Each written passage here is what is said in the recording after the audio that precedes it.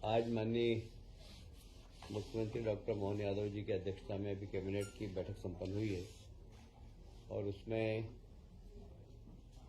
कुछ future planning भी हुई है, कुछ वर्तमान समय में जो प्रोजेक्ट चल रहे हैं उनकी भी स्वीकृति मिली है।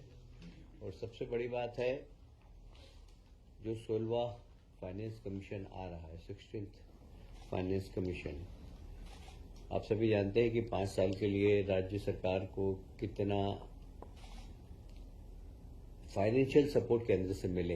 हर राज्य चाहता है कि हमको ज्यादा से ज्यादा मिले, तो हम अपनी तैयारी कर रहे हैं। माननीय मुख्यमंत्री जी ने निर्देश दिए सभी विभागों को कि वे अपने अपने विभाग में किस प्रकार 5 साल की प्लानिंग करके और हम 16वें वित्त आयोग के सामने अपनी बात रख सकें और ज्यादा से ज्यादा पैसा केंद्र सरकार से राज्यों को मिल सके। अरविंद पनगड़िया इसके अध्यक्ष हैं, देश के माने माने अर्थशास्त्री वो इसकी अध्यक्षता करेंगे, वो यहाँ पर आ रहे हैं। मुझे कहते हुए बहुत गर्व है कि जहाँ हमारे देश के प्रधानमंत्री का एक ध्येय वाक्य रहता है, ज्ञान पर ध्यान, और ज्ञान से उनका तात्पर्य है गरीब, युवा, अन्नदाता, किसान और नागरिक शक्ति। तो एक ज्ञान से ध्यान पे हमारी सरकार ने शुरुआत प्रारंभ कर दी है। माननीय मुख्यमंत्री जी के निर्देश पर हम युवाओं को एक नई दिशा, उनके कौशल का सही उपयोग, उनकी आर्थिक स्थिति सही हो, उनको गुणवत्ता वाली शिक्षा मिले, अच्छा स्किल डेवलपमेंट हो, इस दिशा में एक समेकित तकनीकी शिक्षा विभाग, कौशल विभाग, कौशल और रोजगार विभाग तथा युवा खेल कल्याण विभाग, तीनों विभाग मिलकर और स्वामी विवेकानंद जयंती पर स्वामी विवेकानंद युवा शक्ति मिशन प्रारंभ करने वाले हैं।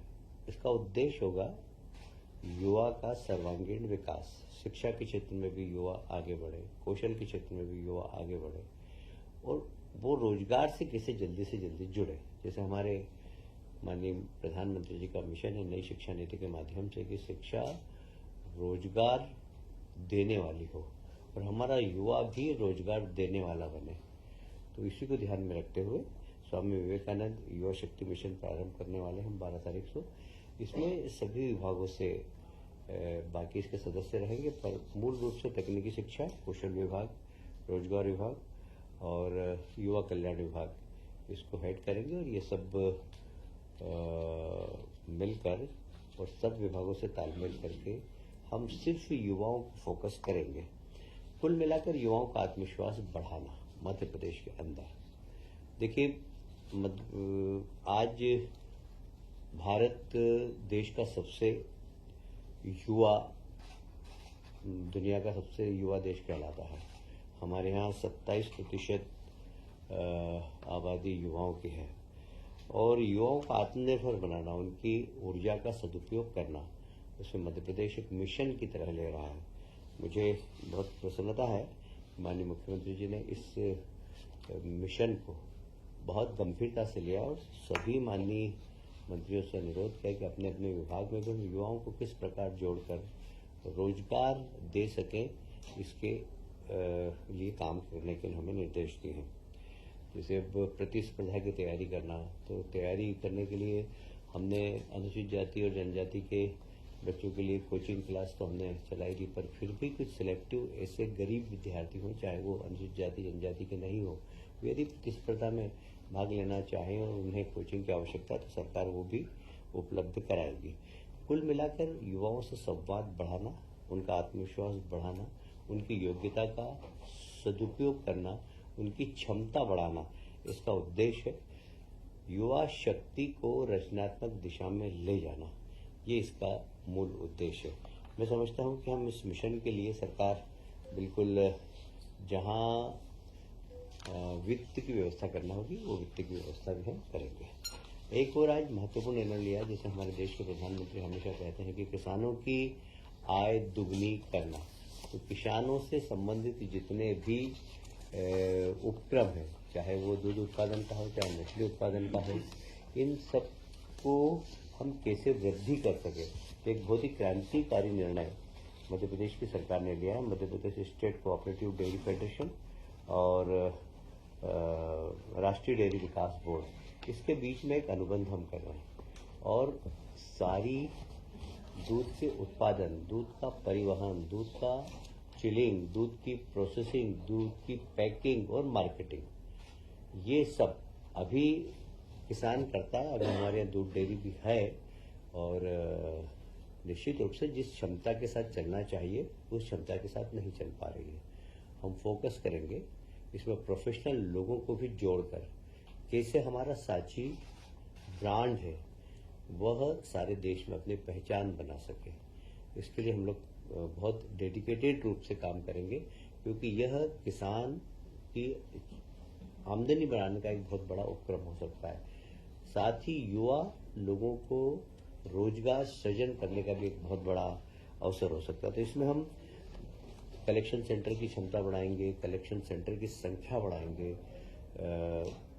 जो पशुधन है वो ठीक नस्ल के किसान खरीदे। किसान को खरीदने के लिए कोऑपरेटिव सेक्टर के माध्यम से हम लोन दिलवाएंगे।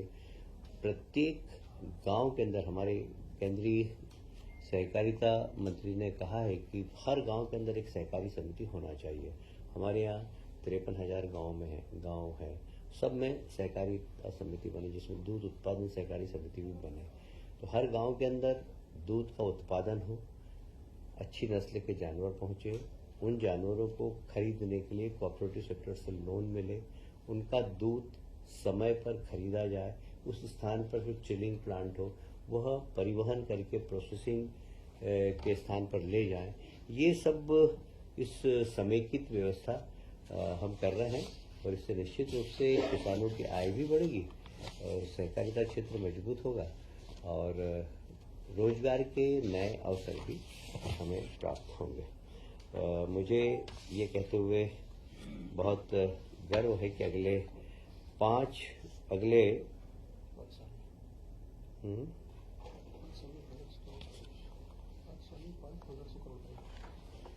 इसका जो प्लानिंग है हमने किया है कि लगभग 5 साल के अंदर 1500 करोड़ का इन्वेस्टमेंट हम करें। ये 5 साल के अंदर होगा और इसमें अभी समितियों की संख्या 6000 है, ये लगभग 9000 के आसपास हो जाएगी। दूध का संकलन जैसे मैंने बताया कि अभी लगभग 10-10.5 लाख है, इसको हम लगभग 20 लाख करेंगे। कुल वार्षिक आय 1700 करोड़ से बढ़कर 3500 करोड़ की हो जाएगी और सांची ब्रांड को हम एक महत्वपूर्ण ब्रांड बनाएंगे। कचरे के लिए सर तैयार करें जी, कचरे के लिए पूरी जनता को किस अब हमने माननीय न्यायालय ने हमें 6 हफ्ते का समय दिया है, जिसमें हम जनप्रतिनिधियों से भी चर्चा करेंगे, सामाजिक संगठनों से चर्चा करेंगे और इसमें जितने भी बुद्धिजीवी हैं, कुछ लोग गलतफहमी में हैं, उनकी गलतफहमी दूर करेंगे। एक छोटे छोटे ग्रुप्स के अंदर हम प्रेजेंटेशन देकर समझाने की कोशिश करेंगे कि यह जो कचरा है इसकी टॉक्सिसिटी लगभग 0 हो गई, शून्य हो गई है और इसमें केमिकल कंपाउंड क्या है, जलने के बाद कौन सी गैस निकलेगी, ये सब हम प्रेजेंटेशन देंगे। मुझे लगता है कि जब प्रेजेंटेशन लोग देखेंगे तो जो भी गलत फहमियां हैं वह समाज की दूर हो जाएगी। सर ये जो डेयरी प्रोडक्शन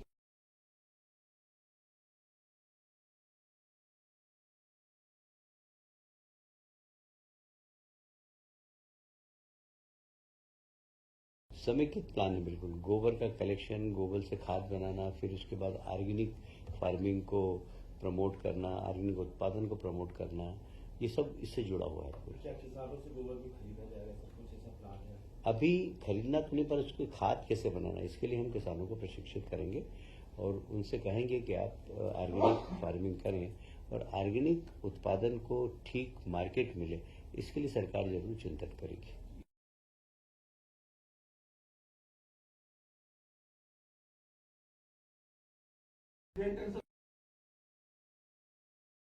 ऐसा नहीं है, देखिए सरकार में अधिकारी रहते हैं पर कभी कभी एक्सपर्ट्स की आवश्यकता पड़ती है। जैसे मैंने कहा अभी ये सांची का हम ब्रांडिंग करेंगे, इसमें प्रोफेशनल लोगों को भी लगाएंगे क्योंकि जो प्रोफेशनल, देखिए दुनिया है प्रोफेशनलिज्म की। आप अच्छा काम करते हैं, पर आप बहुत अच्छा काम करने के लिए उस क्षेत्र में यदि अच्छे लोगों को लाएंगे तो बहुत अच्छा काम हो जाए। काम तो हो ही जाता है, काम रुकता नहीं है, पर हमको उत्कृष्ट काम करना है तो उत्कृष्ट लोगों को चयन करके और लगाना पड़ता है। अब इस बारे में कोई टिप्पणी नहीं करूंगा।